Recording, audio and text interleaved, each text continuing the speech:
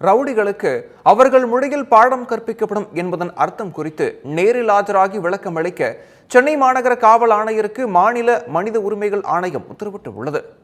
திருவொற்றியூரை சுற்றியுள்ள பகுதிகளில் வசிக்கும் சரித்திர பதிவேடு ரவுடிகளின் வீடுகளுக்கு காவல் உதவி ஆணையர் இளங்கோவன் தலைமையிலான போலீசார் சென்று அவர்களின் குடும்பத்தினரை சந்தித்து ஒடுக்கமாக இருக்க வேண்டும், இல்லையென்றால் என்கவுண்டர் செய்யப்பட வாய்ப்புள்ளதாக கூறிய காட்சி யூடியூப் சேனல் ஒன்றில் வெளியானது.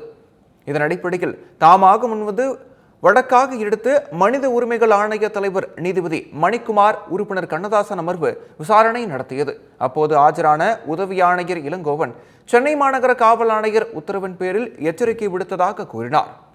அப்போது குறுக்கிட்ட ஆணைய தலைவர் நீதிபதி மணிக்குமார், ரவுடிகளுக்கு அவர்கள் மொழியில் பாடம் கற்பிக்கப்படும் என்பதன் அர்த்தம் என்ன என கேள்வி எழுப்பினார்.